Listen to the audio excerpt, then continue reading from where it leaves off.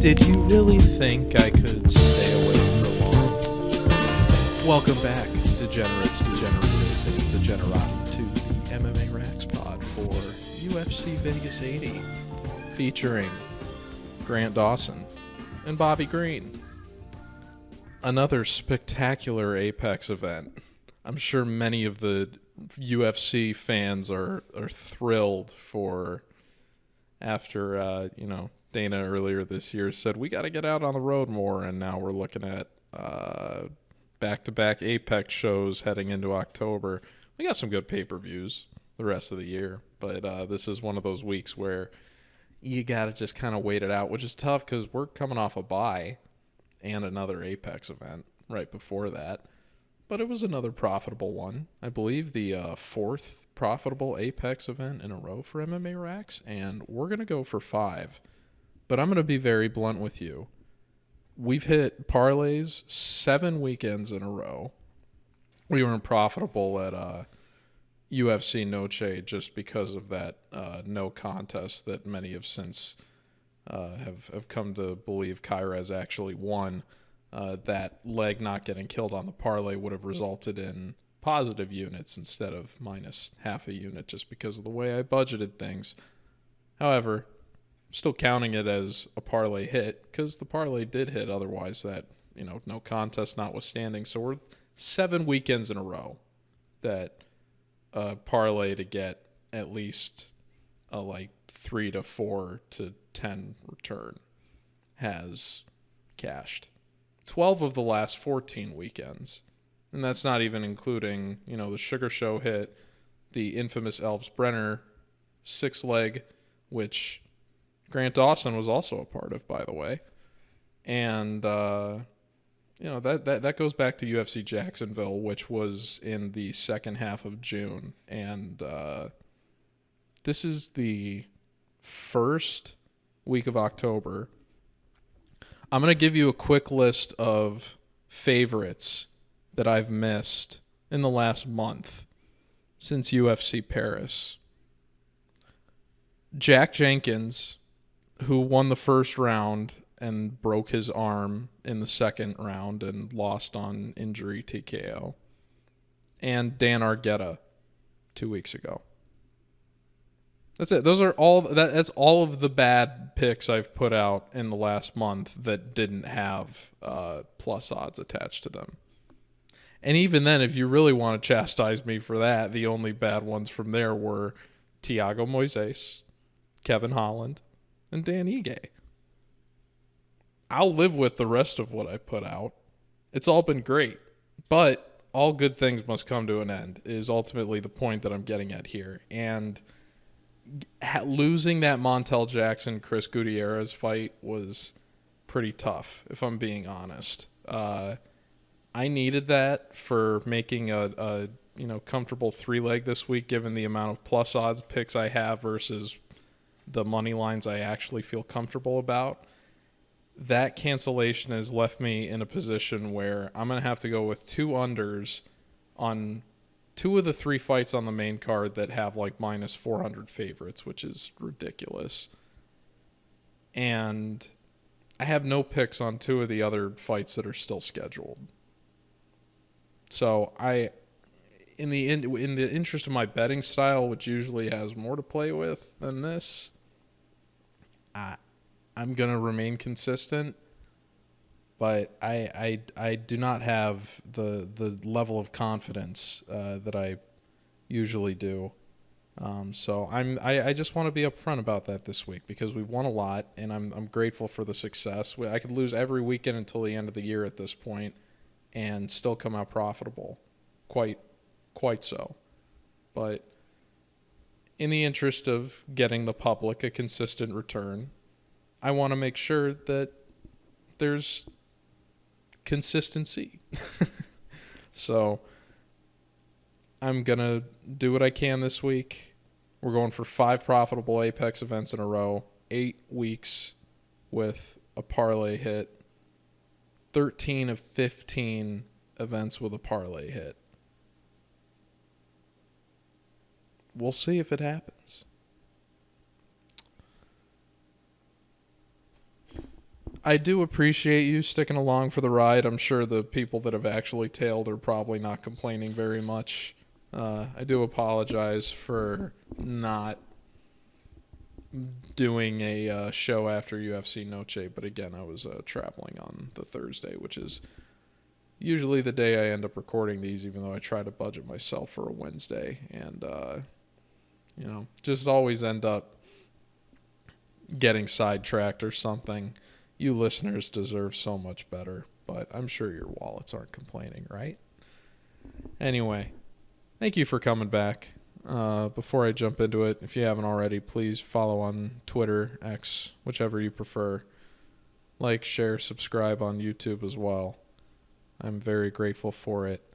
There's a big number on Twitter/X that big milestone I'm looking forward to that I haven't really done a lot of public campaigning about, but we all see it. We all see it. So please give me some help if you haven't already. All right.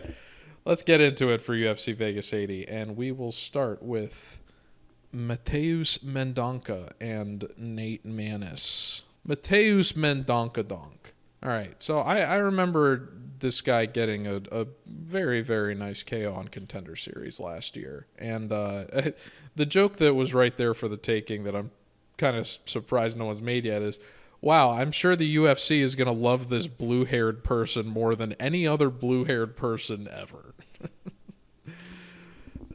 That being said, they gave Mendonca an extremely difficult debut in Basharat.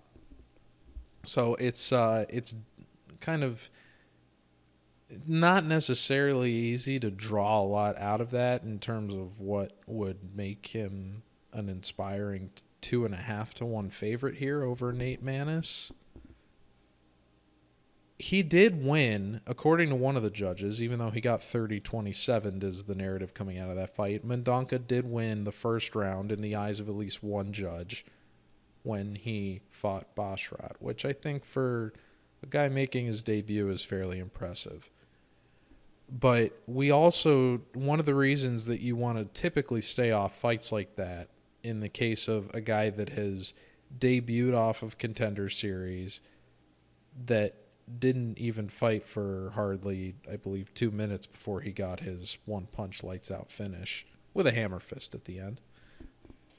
Mendonca showed some things over the course of that 15 minutes that we got to see against Basharat that would give you some concern against a more experienced UFC-level opponent like Maness, despite the drop in the weight class. But I'm going to get to that in a sec as well. The first thing that I don't like about Mendonca, and this is something that you typically see at higher weight classes, not necessarily typically never flyweight, but if you watched the fight with Basharat, you saw him not really deploy stringed out combos until it was late enough in the rounds where it was already evident that he had kind of already given it away. A lot of 1-2s, and that speaks to a fighter that's confident in their power and has kind of coasted on that at lower levels for most of their career, which is why you typically see it at weight classes where you have athletes that are more conducive to relying on styles like that, such as heavyweight or light heavyweight. Not typically flyweight or bantamweight, but once you see fighters that have that kind of low volume, whether it's counter-striking based or not, and Mendonca does a lot of sloppy spinning attacks too, even though he is kind of aggressive with pushing the pace, and he was doing a good job of getting some just in terms of controlling the cage, not against the cage, but just the footwork exchanges against Basharat in the early goings. But Basharat ultimately, more experienced and seasoned, was able to put the pace on him over 15 minutes in a way that I don't think he had really been exposed to. I am a little bit worried that Maness might be able to give him some of that similar difficulty, because Maness is a guy that will deploy more sophisticated combos than what we've seen from Mendonca just in his brief UFC appearances. And he is a young fighter, 24. The age gap is probably the biggest reason that he's favored as such here. So you can understand why the fight has kind of been lined as it is, but as you know, this is something that I spoke to right before I actually started going on this run, right when I was in the early stages of launching the RAXPOD, was how I personally as a bettor needed to get better at recognizing where these front running spot opportunities were. And I've gotten a lot of feedback since I did that has helped people in daily fantasy circles, fade public opinion where inflated lines have been created and there's buy low opportunities on guys that it's like, oh, if I just end up getting this right because it's a fluke, I end up winning my daily fantasy thing for it. So even though I have no investment in that circle, you see how that approach and me just communicating my findings out to the public have been able to generate value for other bettors. I'm kind of getting that sense that's what's going to happen here, because I do have Mendonca graded to win this fight, don't get me wrong, but it's not at a level of confidence where I feel good about picking him over Maness. And that's despite the fact that, I faded Maness in a heartbeat against Tagir Ulanbekov. I like, that was a leg for me that night. The only fight that I missed that night was the infamous Nurdenbecky Minner fight that was rigged in a certain sense. Of course, I took the over like an idiot. Otherwise, I would have had a clean sweep. But my read on the Ulanbekov Menace fight was correct. And then everybody saw the fucking Megamind weight cut pick that Maness took. And people were like, should this guy even be fighting at this weight class? Now, he didn't get dropped, but he definitely got outperformed and out-hustled, and that was one of the more vicious high-elbow guillotines you're going to see from someone not named John Jones, let's be honest.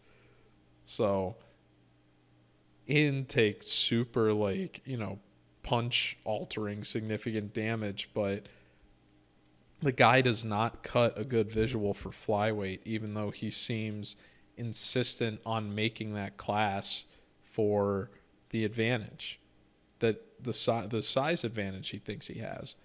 But he's only got an inch reach advantage on Mendonca. That's not significant.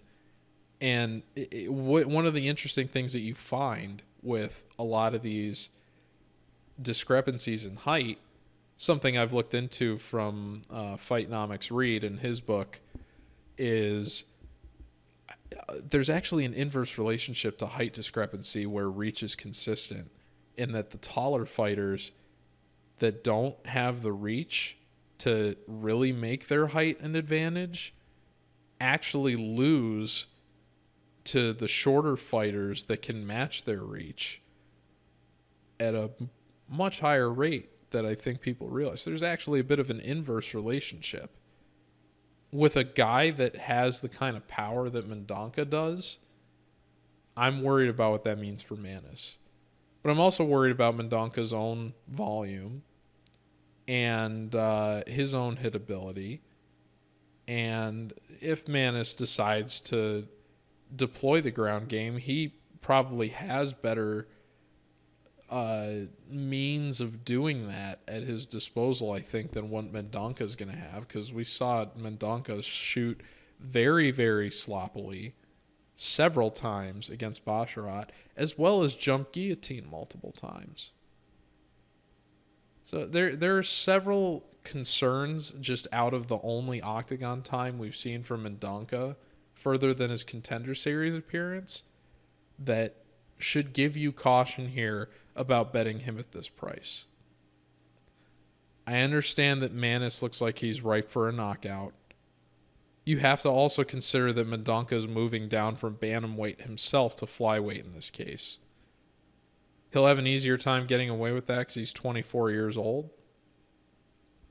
But I don't think that this is a case where you can feel supremely confident in an age gap. We don't have enough reliant tape on Mendonca yet to be able to play him. I want to believe, because, I mean, the guy's fun and powerful, and especially moving down to flyweight where he's going to be a little bit more well-matched, I think, and isn't going to deal with these bigger bantamweights as much. You know, the guys that are close to matching like the Sean O'Malley's of the weight class and size. I think Mendonca can enjoy more success at flyweight. But we have to see if he gives up any power in moving. I mean, this is a big weight cut. This is the biggest one you can make in the UFC. Just because of the percentages of how much weight means at flyweight. We saw them cancel a contender series fight outright this week because of flyweight missed by 5 pounds. So sit back and observe what happens with these two fighters relative to what you are going to think about betting them in the future. Because if Maness has an upset here, I mean, this is probably the best win of his career, I would think. Certainly the most impressive by UFC standards, and it makes you wonder, like, oh, well, this guy's actually got some serious size at flyweight. The flip side is I think Mendonca, at 24 years old, is the kind of fighter that has a huge window on which to make improvements and is probably going to do so. There's a lot of optimism for Mendonca here. That doesn't mean you bet him right now. You got to let him prove it first.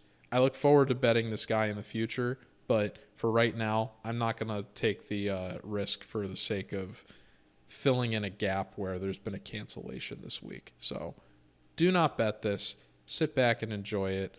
One of the early fights on the card, the Oreo filling between the two cookies of Montana De La Rosa versus JJ Aldrich and Vanessa Demopoulos versus Kanako Murata. How's that for an analogy? The next fight is Johnny Munoz and Aoriqileng. Also, I was totally wrong. The two fights that Mendonca Maness are between are Demopoulos Murata and Diana Belbita Karolina Kowalkiewicz, who I'm going to talk about Karolina at the end of this show if you want to stick around for that, because I may end up making her a leg this week just because desperate times call for desperate measures. But she's bailed me out before in a way that I'll share with you all. That's very special to me at the end of the show. Anywho, Johnny Munoz and Aoriqileng.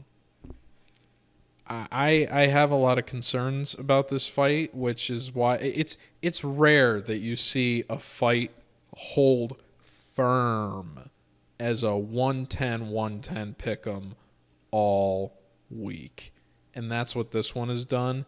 And I get it, man, because there's contrasting concern either way. I don't necessarily feel great about backing my side in this fight, just because it's, classic striker versus grappler matchup. But there's so many interesting similarities between what has brought these two fighters together. And things that previously inspired confidence for these fighters that you thought were strengths that in their most recent defeats have in some ways turned to weaknesses. And I'll explain what I mean by that, starting with Aoriqileng. I picked Aoriqileng to beat Ayman Zahabi in his last fight, and that didn't work out. You saw why. I believe that fight was also close to a pick'em, but that was a case where Zahabi was a guy that you knew was a mostly defensive counter striker that had power, unquestionably, but his shortcoming had been the inability to match volume of other, perhaps even inferior fighters in the UFC, compared to Aoriqileng, who doesn't really have knockout power, but had demonstrated good volume and had never been knocked out. So very much had the narrative that if this was going to be a 15-minute fight and a contest of volume, then this guy was the more seasoned, experienced fighter that was going to be able to find a way to win. And then finally he gets thwomped against Ayman Zahabi in his native Canada. Now, it is worth mentioning that in Aoriqileng's UFC debut, he did get knocked down by Jeff Molina twice. And Molina doesn't exactly have one-punch lights-out power for flyweight. I don't even know if Molina's in the UFC anymore. Molina gets disrespected a lot, but the reality is the guy cracked the flyweight rankings, and he was a good fighter. But he wasn't a power puncher. He was kind of a guy that could match the same volume that Aoriqileng would, and even then he was still able to knock down Aoriqileng twice, but Long didn't suffer a knockout the way that he did most recently against Zahabi. I believe given those two results and the other damage he's taken along the way in his career, and that Aoriqileng's only wins in the UFC have come against Jay Perrin and Cameron Else, who are no longer with the promotion, you have less reasons for optimism in terms of how things have played out and what has detracted from this fighter's image than you do compared to a fighter like Johnny Munoz, who I believe has gotten disrespected in a few different ways in the lead up to this fight this week. I took the under in Munoz's matchup with Daniel Santos, and I did that because I graded Munoz to win, and I said there's no way that he's going to win this fight. But I think Santos probably finishes him. If Santos doesn't finish him, perhaps Munoz is able to capitalize on a mistake that allows him to get a sub with higher level jiu-jitsu.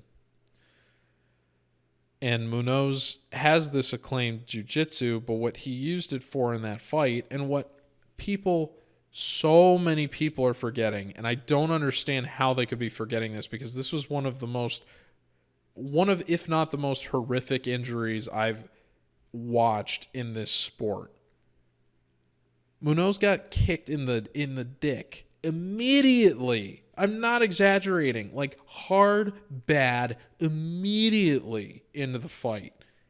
And for the rest of the fight, his entire shtick had to be, I need to just survive. When I talk about people that are guard goblins in terms of just locking themselves up when they're on their back on the mat, he pulled guard multiple times in that fight just to say, I've already conceded that I'm going to lose. I just need to survive. I need to not get finished. I just need to survive, and then I need to go to the hospital. That was in the first round. At the start of the third round, he got kicked in the dick again. Hard. Again. And they didn't take a point. He got kicked in the dick twice. He went to the hospital after that fight, and he was pissing into a fucking catheter. He remembers this. I remember this. Nobody else remembers this that's betting this fight. How does Johnny Munoz look in this fight or the last fight? And how are our perceptions of that different if he doesn't literally get his dick massacred to the point that he has to go to the hospital? Oh my God. Munoz, listen, striker grappler matchup, I think that Munoz can match Aoriqileng on the feet a little bit better than what Aoriqileng can offer Munoz on the ground. So if Munoz is able to get setups and entries, people have criticized his wrestling, but I don't think Aoriqileng is going to have the wrestling where he's going to be able to consistently get this guy down for 15 minutes. And we haven't seen the power from Aoriqileng where we think he's going to be able to finish Johnny Munoz immediately. Even though there are certainly questions about Munoz's chin after he was knocked out by Gravely last year. No doubt about that. I think that is the biggest detractor for Munoz in this matchup. But the same concerns that you have about his chin you can have about Aoriqileng at this point, given the Zahavi result, which was more recent than what we saw from Munoz, who at least had a win in between those results against Gravely and then against Santos. That being said, I think you can make the same criticism of Munoz as Aoriqileng in that his own wins haven't necessarily come against the highest level competition in the UFC either. So I still am taking Munoz here. I think that if this fight doesn't go the distance, the most likely result is Munoz finds a sub. Because I don't expect him to just keel over if Aoriqileng is able to do damage on him.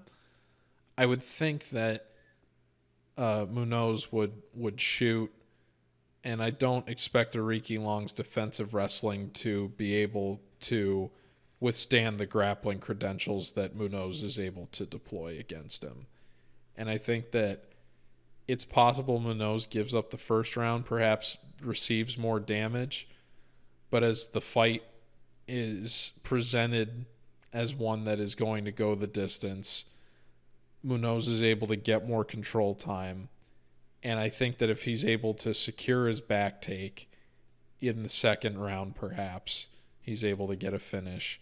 Otherwise, I could see him getting two different back takes in the second and third rounds that he's able to get enough control and just aesthetic striking with, while Aoriqileng is just kind of stuck, that Munoz is able to get a win, a 29-28, perhaps a 30-27 if he's able to eke out the first round as well. But it's a pick 'em for a reason, striker grappler matchup, and two guys that have been inconsistent and whose success at this promotion has since kind of washed out a little bit.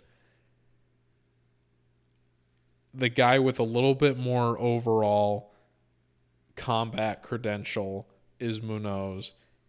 And I think the disrespect is also on Munoz in a way that if people were actually being realistic about his last performance, he would be favored a little bit more here. So fight is appropriately a pick'em. I'm going to be taking Munoz.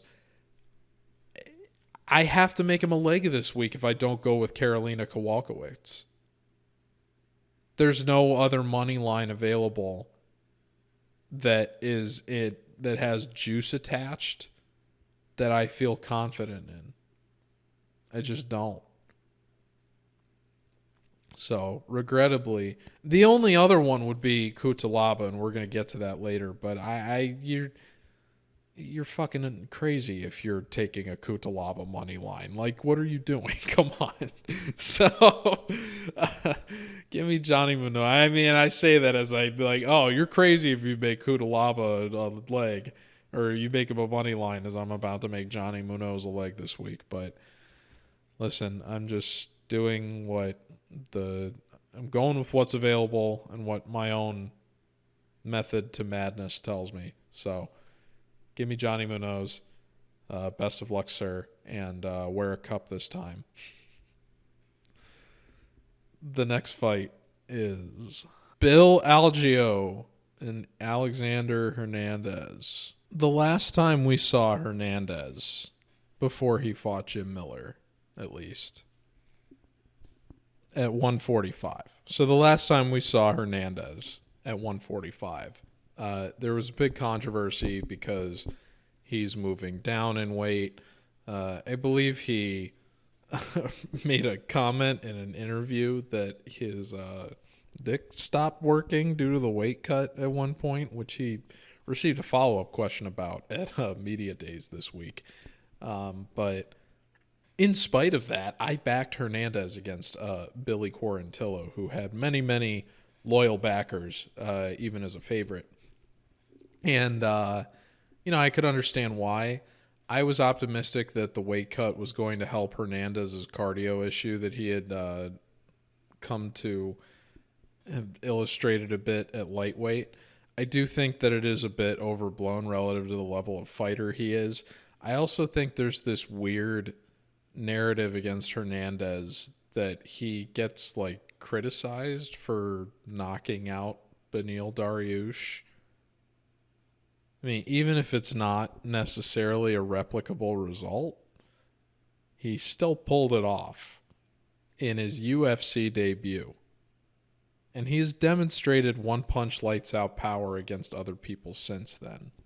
Now, what we have yet to see is if that power translates to featherweight, but as many people that cover the sport in person will tell you themselves, Hernandez is one of these people that is muscle on top of muscle to the point that the tail of the tape doesn't accurately illustrate just what kind of a physical presence he is for his weight class that he's in. So not only is Hernandez getting disrespected in ways that I think aren't necessarily fair to him, I mean, he did lose to Billy Q, and he lost in the way that everybody said he was going to lose, which is that he's going to tire out in the second round. But lost in that result was that Hernandez unanimously won the first round against Billy Q and was largely winning the second round before he inevitably just took too much damage, didn't necessarily have the defensive striking to complement his offense against the volume that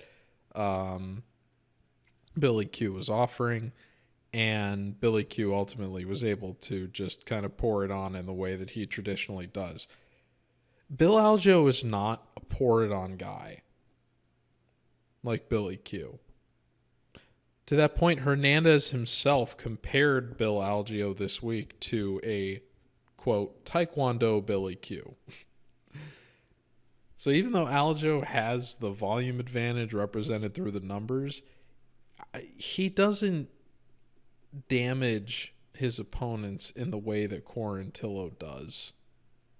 And that's reflected in the fact that the two finishes that Algeo has in the UFC are against Herbert Burns, who very openly has a gas tank of 5 minutes or less, and TJ Brown, who's doo-doo. So Hernandez has, I think, a higher level of competition. And even though the weight cut didn't necessarily help the gas tank in the way that I think some people were expecting, I also don't necessarily think that was really the reason he lost. He did tire himself out in the second round, I think unnecessarily going for takedown attempts that he didn't really need, perhaps to mitigate the fact that he had already taken weight off of his chin and was moving down. I think against a fighter like Quarantillo, it was fair to be concerned about that, but Algeo he goes to decision so consistently at this level and has lost decisions to guys that, for how he's being described in this fight, you wouldn't expect him to get 30-27 by guys like Ricardo Ramos, or lose a decision to Ricardo Lamas, whatever you prefer. Algeo is very much being built as this high-level performer that he has not demonstrated he is at this level. The line is narrowed considerably from what it was earlier in the week. It's not quite in the pick'em range yet, but Hernandez is getting close to losing his plus price tag from the time that I put out the pick. So I feel good about the line narrowing. I'm glad the public has agreed with me, because a lot of the other podcasts I listened to this week were swooning over Algeo, and I simply don't understand it. If this fight does go the distance, I think it is a bit of a toss-up, because I would actually expect Hernandez to win the final round, but I could be wrong about that. I would expect him to lose the second round, as he traditionally has, but perhaps under the circumstances where he makes an early mistake and gets hurt and just spends the rest of the round trying to survive in a way where he can come back for round 3 and win the round outright. Algeo has this rep as this cardio machine, but he's won less of his final rounds, even though he has more trips going the distance than Hernandez does. So there's narratives on the side of the favorite here that I think have inflated his value a bit up front. As the week has gone on and more of the sharps have taken a bit of a look at this fight, I think I've seen more and more cappers on the side of Hernandez. So I feel reasonably good about him at plus odds. I hope the line doesn't flip, but it's heading in that direction. We'll see if that trajectory continues. Either way, my first underdog pick of this card will be Alexander the Great Ape Hernandez to get his first win as a UFC featherweight. The next fight is Ion Cutelaba and Philipe Lins. This is a nightmare betting matchup, although I would think most of Cutelaba's appearances these days are. I haven't had a lot of success relative to Cutelaba bets. I've had inconsistent success fading him. Never had success riding with him when I've graded him favorably. Excuse me. Jeez. I'm dying over here talking about this ghastly fight. Anyway, Cutelaba, there's a lot of reasons for optimism here relative to Lins. The biggest of which is obviously the age gap. Lins has been fighting in MMA since 2006, which is truly wild to see. And yet Cutelaba is far more experienced. Now, Cutelaba is also carrying a bit more attrition as a result. But Lins has had some chin concerns of his own for a time that many people thought were going to be worse at light heavyweight. And they haven't necessarily panned out as such. The chin, I think you still have reasonable caution that you have to exercise when evaluating Lins. I don't think he ever necessarily got sparked fighting Maxim Grishin, but I think most people acknowledge that if that fight was pure striking for 15 minutes and Lins didn't really get the clinch and dirtiness and control time, that he was probably going to get hit at some point or end up losing the decision. I am worried about him doing that in this fight, just because he's done it to he didn't do it to Ovin St. Preux, but I did pick OSP to beat him, just as a more speculative underdog at the beginning of the year. But I also had Pragnio before MMA Rax went live. When Lins fought Pragnio, I made Pragnio a leg on my parlays that I made. So I was pretty disappointed in myself to go out immediately. And Lins hadn't shot a takedown in the UFC to that point, and that ended up being what sealed the deal for him against Pragnio. So he proved my analysis wrong by showing something he hadn't really exhibited before. And then did the same thing again against St. Preux at the beginning of the year. And finally I said, okay, I'm not going to let this guy bite me twice. And when I got a favorable grade on him against Grishin, I had to take it. He does fight better than his age would suggest, which I like. Again, I made a joke about it, I think, on when I had him on, or when I was going over the Grisham fight for that RAXPOD. I think I made the joke that, I don't know if something's going on there, but I mean, just relative to these, Jared Cannonier types that we see make these career improvements that don't typically happen in MMA at age 38, you just wonder, where is there any element of EPO that might fall into this? I'm just looking at the patterns as they come about. And Lins is a guy that I believe has been busted for that sort of thing in the past, which explains a bit of his hiatus. Now, Cutelaba obviously has many of his own inconsistencies. And even though I have him very favorably graded a win for reasons that go further than just the 9-year age gap, you can't feel comfortable taking his money line given those inconsistencies we've seen. I was ready to take Tanner Boser over him, and that ended up being laughably incorrect. But that was also on the basis of me grading him to beat Ryan Spann and seeing him screw that up. And then grading Johnny Walker to beat him, seeing that come to fruition and thinking, okay, I don't know how much this guy really has left. Now he looks better now, but he's been all over the place in his UFC career. Relative to success. What's been more consistent of late for Cutelaba is that he's been a guy that early on in these fights has forced the issue, whether to his benefit or ultimately his downfall. And we've seen Linz willing to participate in those kinds of exchanges, as he did with OSP. We've seen most of Lin's success come by way of clinching and kind of stalling out in a way that frustrates his opponents. I don't know if he's going to be able to do that with this level up in competition that he's having right here with Cutelaba. And if Cutelaba is able to force the issue, then I think we're looking at a situation where we either get Cutelaba's 5th straight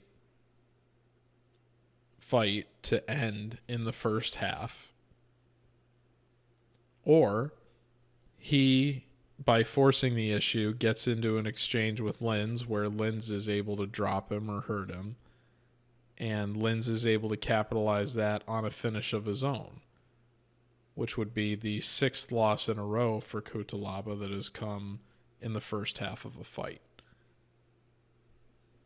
So those two trends, I think, point very strongly to taking the under here, when you also consider the fact that both of these guys have had their own inconsistencies in their UFC careers, albeit more Cutelaba of late.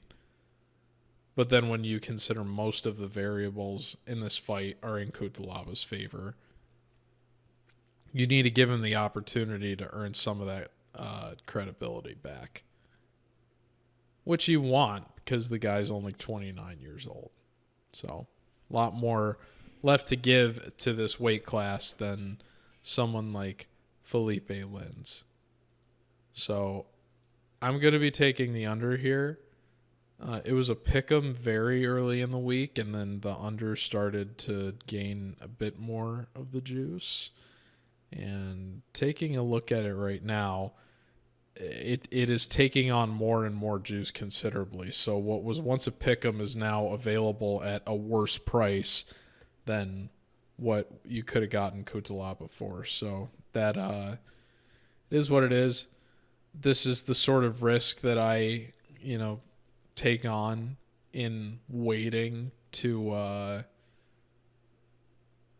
put these picks out or put the parlays out and lock them in until after the weigh-ins. But it simply is what it is. I still feel very good about the under, much more confident in that than Cutelaba outright. I think Cutelaba could win a decision. I think he probably will give more resistance to that clinching that Linz likes to do than Linz has experienced up to this point. But at the end of the day, I think it just could come down to an exchange where one guy catches the other, and it could very easily come from either side. So I will side with Cutelaba. I'm not going to pick him to win, but I am going to take the under, and I'll say Cutelaba does get it done in the first round under those circumstances.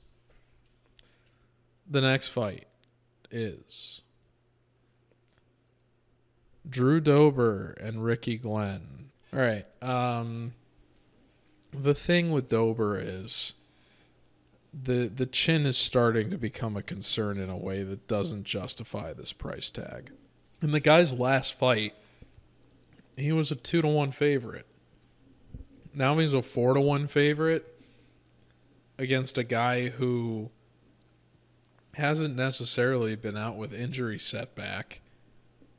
I believe Glenn was falsely accused of rape by 2 women. I'm not sure of the particulars in that case, but the point is there's too many unknowns relative to Glenn's most recent performance and the momentum that Dober has lost that justify the price tag, even though everyone's saying, oh, it's a foregone conclusion that Dober's going to knock him out in the first round, because that's the kind of loss that Glenn is coming off of. Glenn has a great deal of history putting up resistance and going the distance. He's one of the only people in the UFC to fight Grant Dawson and not lose. The guy that's in the main event. That's a pretty high standard to live up to for a guy that's a 340 underdog right now. I mean, the disrespect seems pretty intense relative to the recent trajectory of both of these guys. Now, Christos Giagos is not someone that I think you could have pegged for having one punch lights out power prior to him knocking out Ricky Glenn earlier this year. And conversely, Glenn, I don't think had been knocked out in any of his MMA fights previously, so it was a surprise to see that for both of them. And I remember putting out a stay away for that fight and being very, very glad that I did so. Even though I graded Giagos to win, I would not have expected him to do it in such a fashion. Glenn, I believe, was favored to win that fight, despite coming off a year and a half of ring rust. So,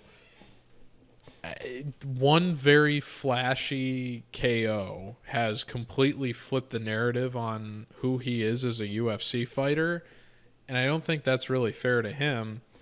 And I think Dober has a lot of fans because people consider him one of the most nuclear hitters in the sport.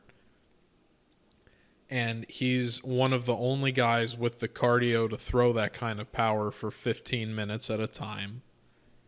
And there's a lot of people that want to see this Dober ascension. But the thing is, because of the kind of fights the guy gets in, he's just absorbed too much damage, I think, at this point, where it's going to, at 34 years old for him, result in some kind of a title run, particularly at lightweight. So I can understand people want to believe in Dober, and he should win this fight, but it's a much, much slimmer margin here than what the line would imply. And for that reason, you got to stay off of it. So don't bet this one. Dober by KO round 1. Obviously what most people are expecting. Dober is going to be live for a KO all 3 rounds. But if he can't find it, what's going to happen with Glenn? That's what remains to be seen. So let that one play out. Don't bother risking on it. Don't bet round props or anything relative to like, oh, is he going to knock him out first, second, third round? Just, if Dober is able to bounce back from the Frivola tragedy, just enjoy the spectacle for what it is. The next fight is Alex Morono and Joaquin Buckley. Oh, Mr. Buckley. I believe I said to stay away when he was fighting Fiallo, which, was proven to not really be necessary. But poor guy has had, my perspective on him is interesting for this reason. Buckley obviously had the knockout over Kasanage in Mortal Kombat fashion. And you have to understand that, most of the people that are listening to this, it's difficult for me now as well, but many of you and us to appreciate an event, a happening in mixed martial arts through a casual lens, given how invested we are now in the sport. I remember in 2020, before I got full, like, I didn't start watching this sport weekly at all in my life until last year. And in 2020, when COVID happened and we got locked down for the pandemic, and the only sport going on at one point was the UFC, I fell back into watching it from when I was enjoying it back in high school, which had a difference of about a decade. So, and really even then, a little bit before high school, and not even like into upperclassmen years, anything close to that. I was pretty much all the way out of it before my freshman year was done. So, early interest, a decade away, get interested again in 2020. And, lockdowns start getting lifted towards the end of the year. But towards the end of the year, MMA has a lot of momentum because it was the only thing on for the first half of the year. And then that's when Joaquin Buckley gets his viral sensation knockout over Kasanage. And you have to understand that gave Buckley so much, like, casual attention and respect just because of how sensational that moment was. It's one of the greatest knockouts in the history of the sport. And it is interesting that something like that can belong to a fighter of, you don't want to belittle it, but such sparse accomplishment otherwise. Unfortunately, many of the wins that Buckley has had in the UFC of late have since proven to not be as impressive as perhaps they once were. And I think that bears mentioning as he drops back down to welterweight, a class that he already left because he had experienced some size issues. Well, maybe not size issues, but I'm not really sure why he moved up to welterweight. Perhaps it was a concern with chin, and he thought maybe adding weight would help him. Against Chris Curtis, that ended up proving to not be the case. But it is interesting that Buckley has the perception of being the fresher, more in shape, less wear and tear fighter than Morono in this matchup. And I wonder how much of that is baked into the casual perception that I alluded to in that long introduction to this discussion of the fight. The casual perception that Buckley is the level of fighter that merits the kind of remembrance that he will inevitably have because of that lone highlight against a fighter that is no longer even in the UFC. And also immortalized perhaps because of the moment that MMA found itself in 2020. So there's reasons to like Buckley. I picked him when he was a big underdog against Albert Duraev when Buckley moved up to middleweight. So I understand the appeal. But I've also seen enough at this point to think that if this fight ends up going the distance and Buckley isn't able to finish him in the first round, which Buckley doesn't have the kind of one-punch lights-out power that a guy like Santiago Ponzinibbio has proven he has, that he was able to finally get Morono with right before the 2.5 round mark at the end of December last year, which, if you recall, cost me a 5-leg parlay hit and remains one of the most agonizing beats I've had since MMA Rax started. Morono's been a guy that's been difficult for me to cap to in that sense. I picked Semmelsberger to beat him, and Morono took care of that. And then I took Morono to beat Ponzinibbio, and he wasn't able to get it done there. Then I picked Means to beat Morono, and Means was beating Morono until Means got caught in a guillotine. Now, my read that Means still had enough left in the tank for a UFC victory was correct, and that he got an underdog win over Andre Fialho quite recently. But I still haven't quite gotten that elusive correct read on Morono yet. I'm optimistic it can happen here. I think what's probably going to happen is Buckley's going to win the first round. Morono's going to make adjustments going into his corner, coming out of it, going into the second. Morono is going to find a way to get Buckley a bit frustrated or confused, and Morono's more well-rounded skill set is going to help him win the final 10 minutes, and he gets a 29-28 decision, aided by the fact that he has a considerable edge in experience with respect to going the distance. So I think he's going to manage himself a little bit better. We've seen Buckley in many of his fights that do go the distance not necessarily get the game plan management he needs in order to find success.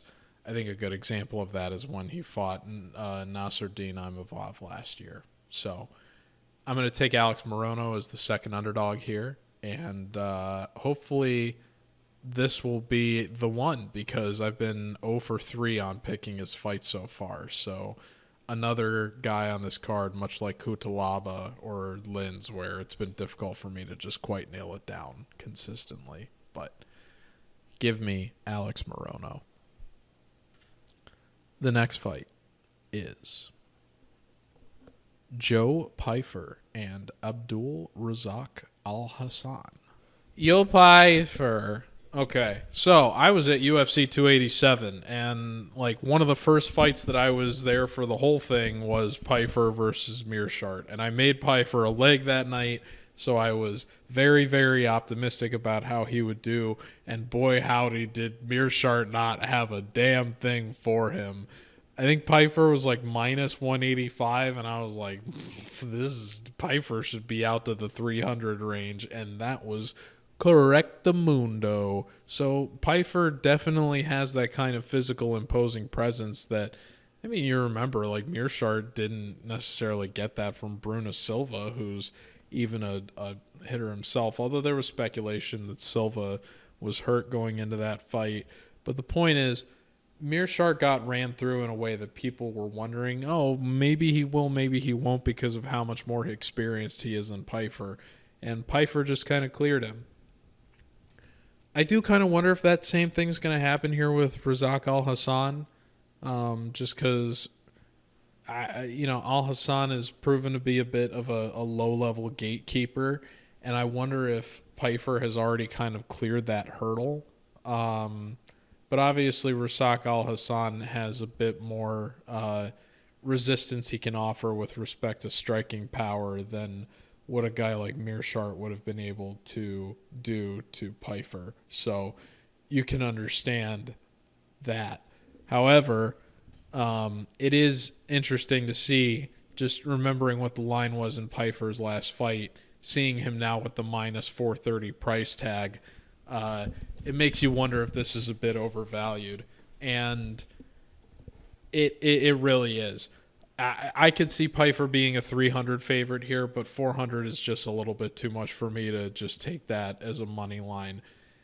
It sucks because, now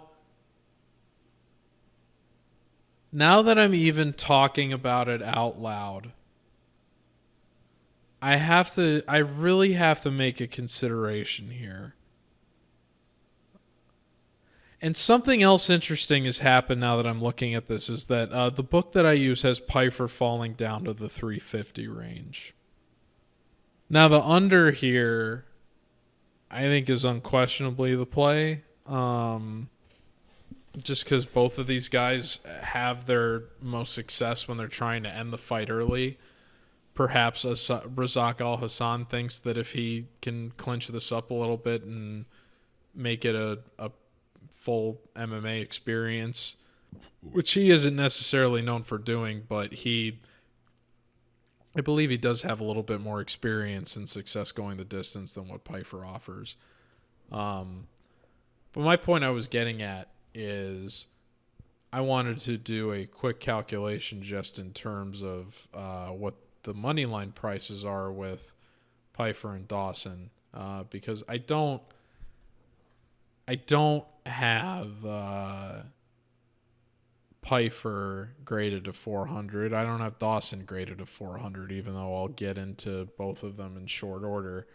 But what I'm wondering about here is, how good of a price can you really get from parlaying these guys together if you have them graded into the 300 range, not quite into 400, but on a week like this with slim pickings, is it really worth it to package those two together?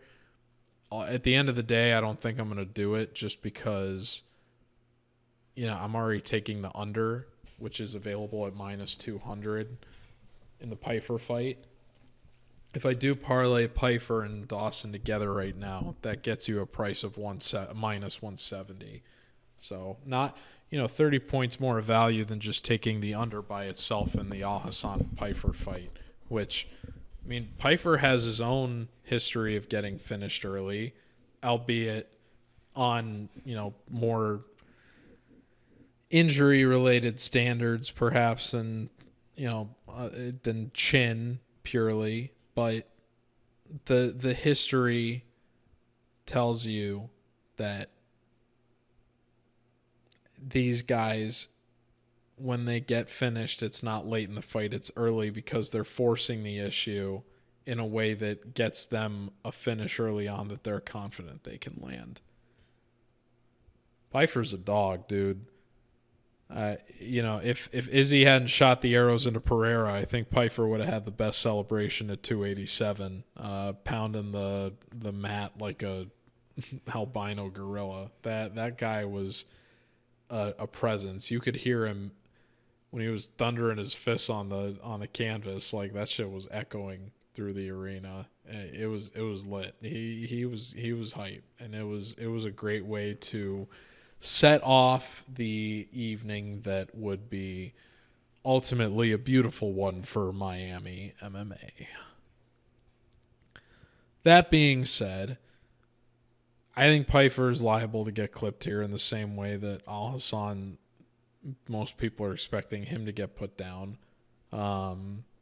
So the under here is definitely the play relative to what the value is. So let's go with that. I'm definitely making that a leg this week because, again, it's slim pickings and most of the other picks I have available are just plus odds plays. So I feel pretty good about the under here.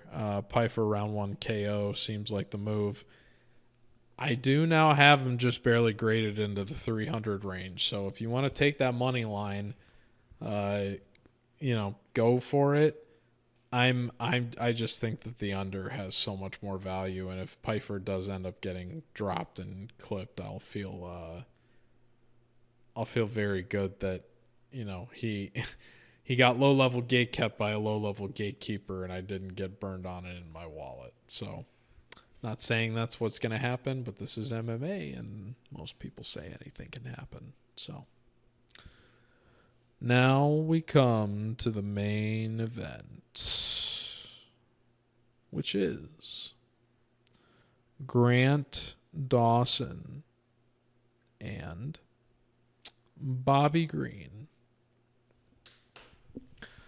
Oh, what a journey it's been in my betting career. I alluded to Dawson earlier in the show being part of that 6-leg parlay back on July 1st that Elves Brenner and Sean Strickland and Renat Fakhretdinov and Michael Morales and Alexander Romanov also contributed to. But if you're a fan of the show, you've heard me talk about it before, how the very first fight night I ever did these gradings on for MMA Rax, just in terms of putting the results into my spreadsheet, was fight night Makhachev Green. And so right behind Islam Makhachev, who's the first fighter in my data set, is Mr. Bobby Green. So I've had my eye on Mr. Green for quite a while. I certainly didn't think he was going to put up any resistance against Makhachev that night, but I didn't really do anything further than just grading that for Islam because I recognized that, short notice probably wasn't going to do much for him. But I did want to see Green be successful, and I picked him to beat Dober, and it was a cheeky pick, and it was proven to be somewhat the right pick because a lot of people said he was dominating Dober.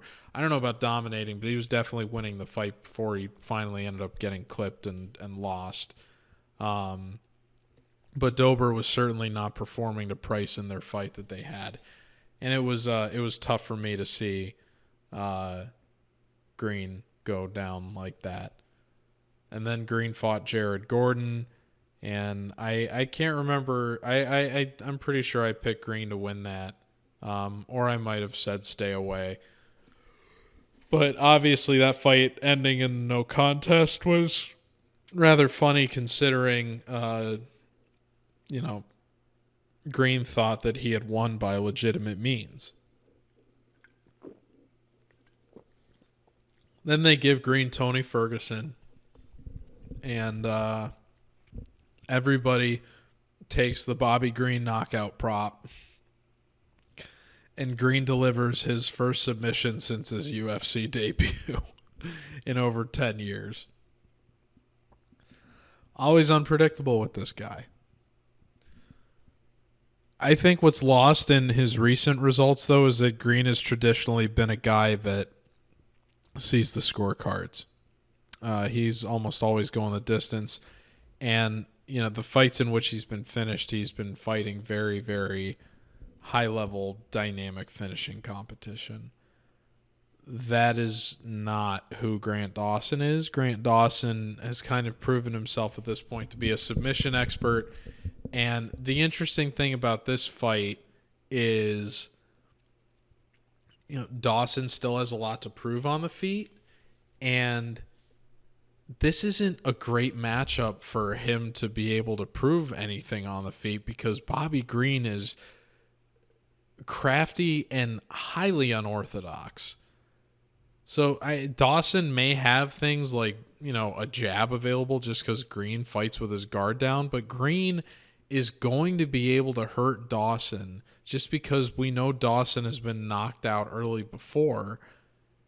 You have to think that Green is going to have enough striking success in this where even if he doesn't have the one punch lights out power that could probably is needed to put Dawson away early, he's still going to have enough success and probably deal enough damage where he's able to steal at least one round, if not two, in a way that would invalidate this minus 400 price tag for Dawson.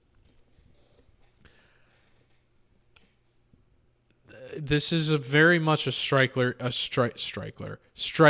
grappler matchup. Dawson has the higher level and better trajectory at this point. Obviously, the age gap is in his favor as well, but I don't think he quite matches Green enough well on the feet where he's going to be able to implement the game plan he wants right away.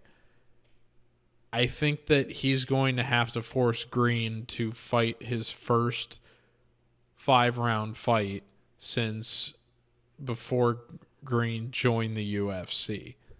And Dawson's never done it himself, but we can infer based on what we saw in his most recent performances, particularly the fight with Ismagulov, that he will have the cardio and endurance and discipline to maintain a game plan like that over 5 rounds.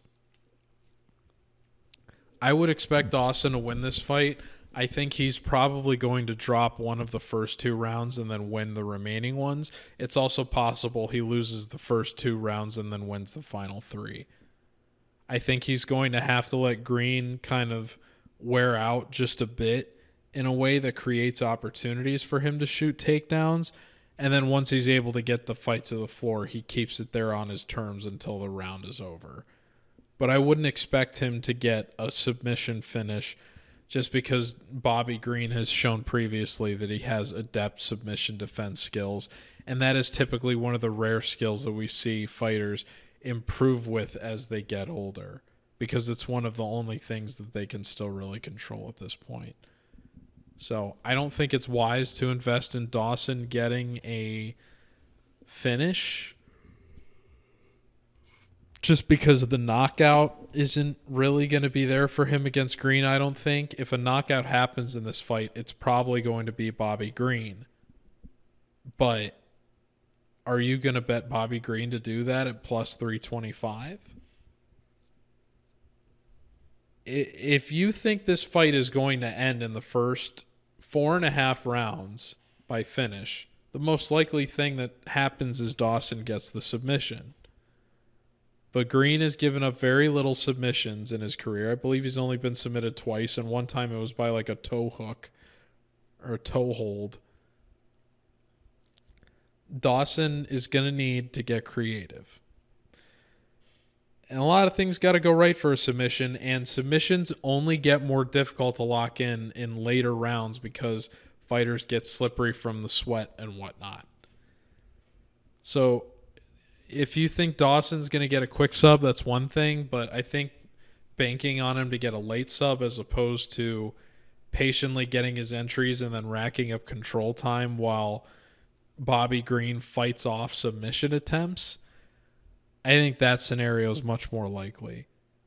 And to see the over lined at plus 170 in a fight where the most likely outcome for a finish from one of these fighters is the least common finishing method by a minus 400 favorite that isn't a knockout threat here, I don't think that the over-under here is lined correctly.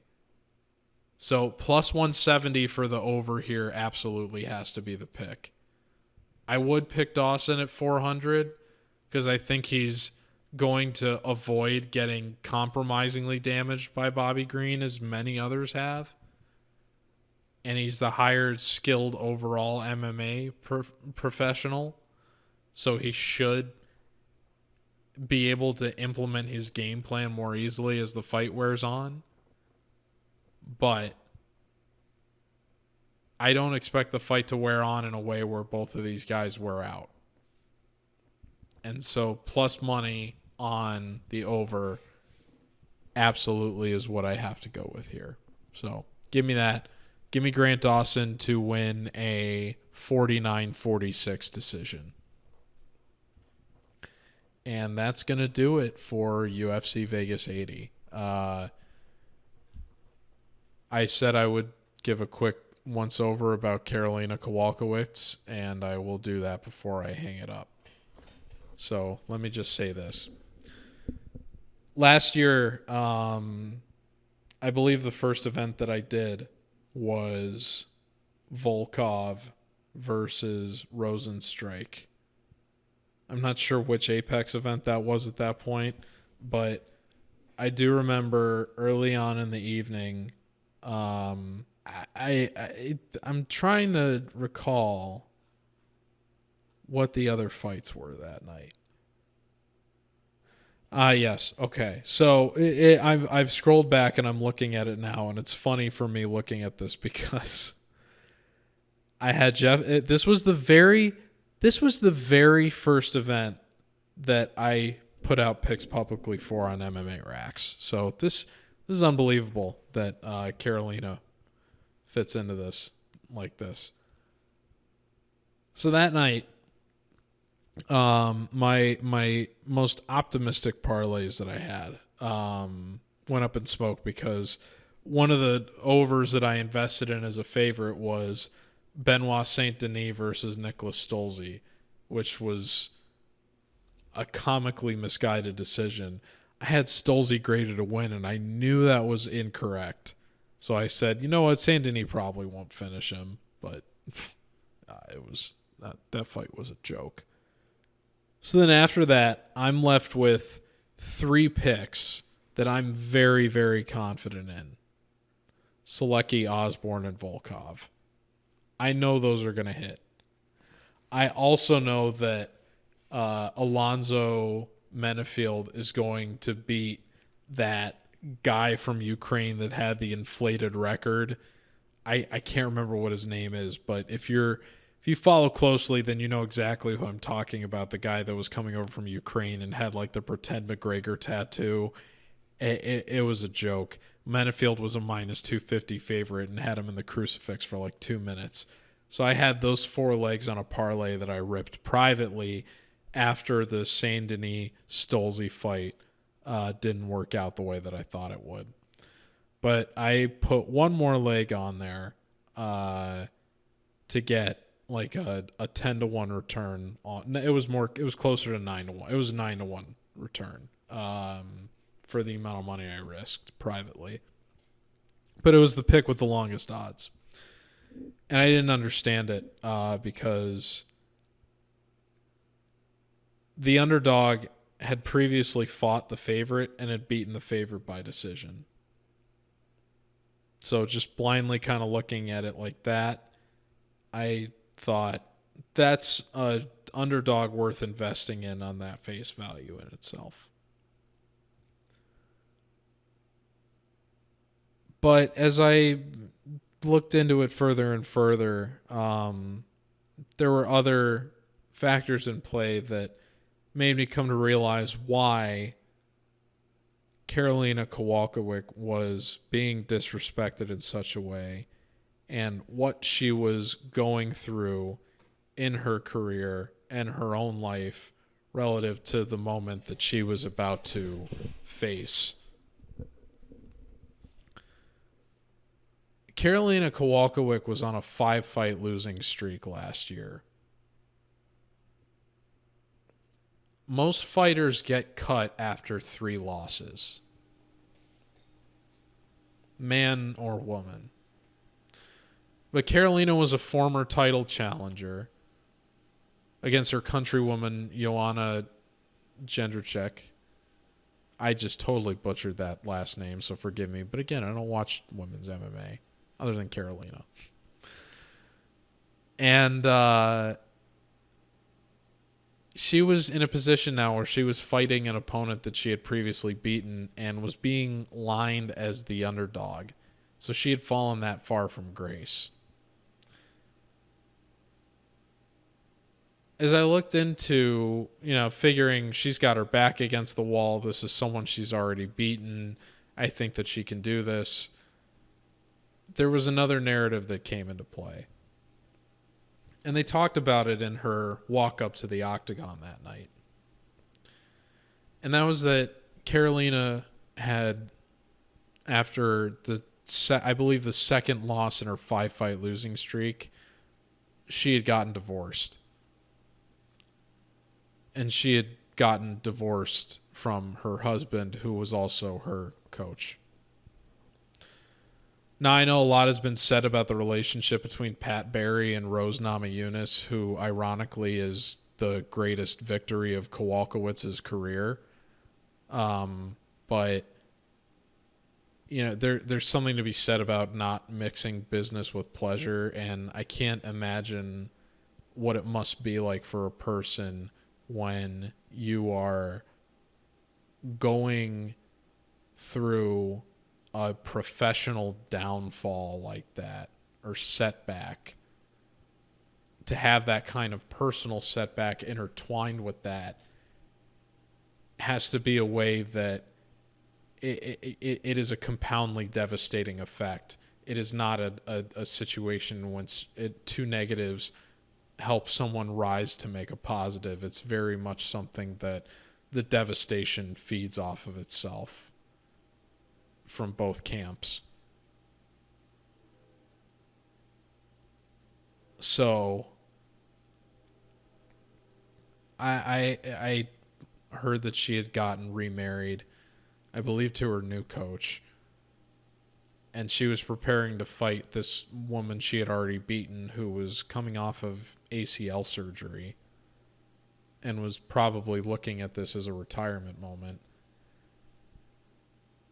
And, hearing that Karolina had gone through that and had put herself in a position where she wanted to reverse it, I said, not only is this line not accurate, there's no fucking way this woman is losing this fight.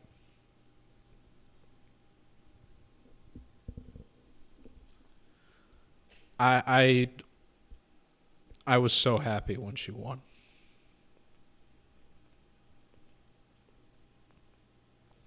And when she cried, I knew exactly why she was crying. And I cried with her.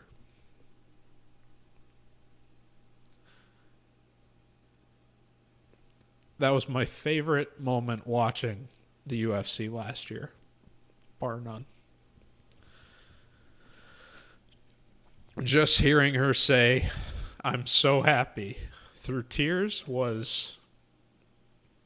it was better than all the money I won that night when Volkov knocked out Rosenstrike.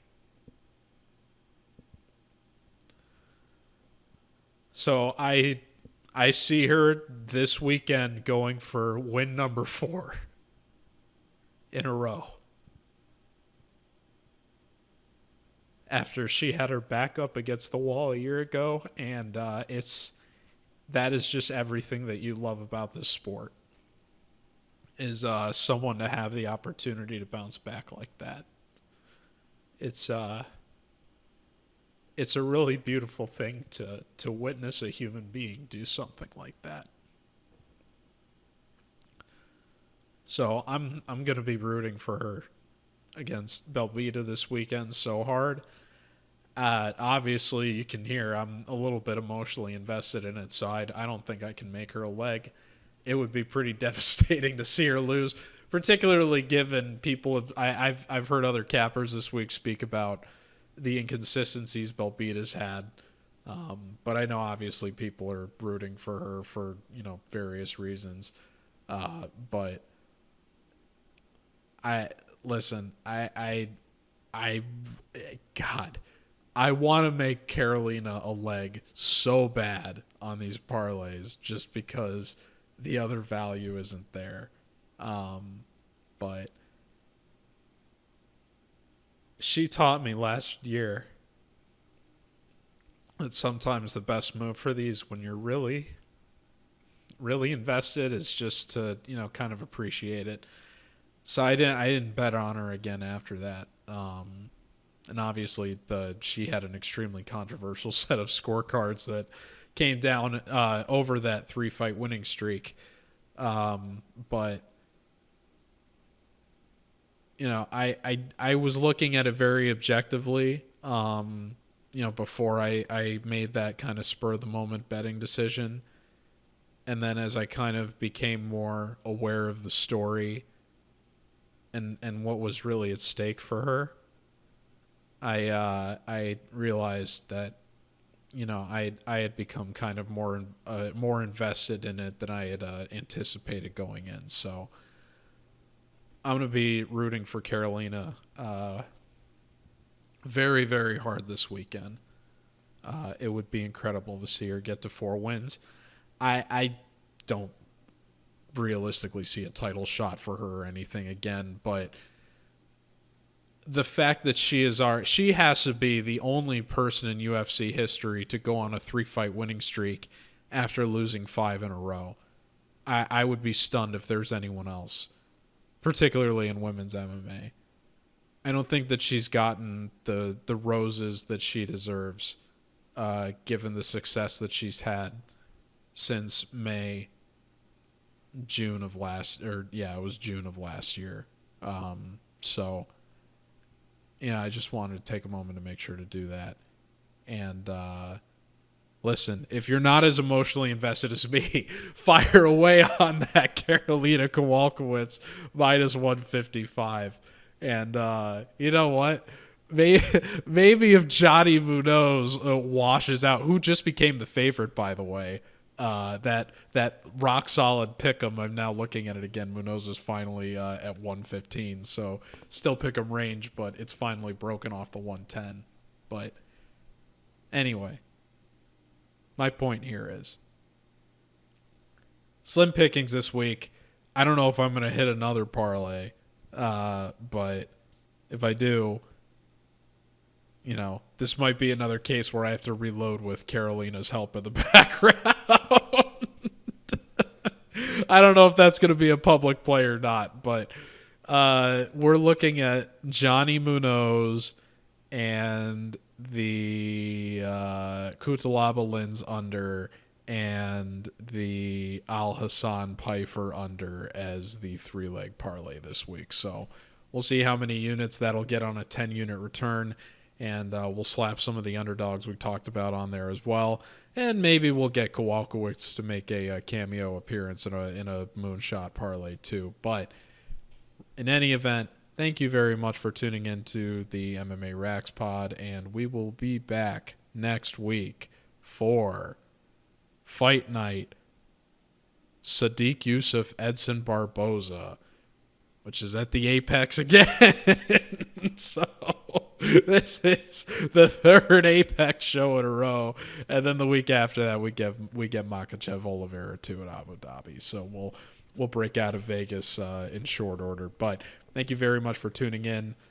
Please follow on Twitter, like, share, and subscribe on YouTube if you haven't already. And we'll be back next week for another Apex event. We'll see if we'll go for 6 profitable Apex events in a row, depending on what happens this week. But thank you very much, and take care, folks.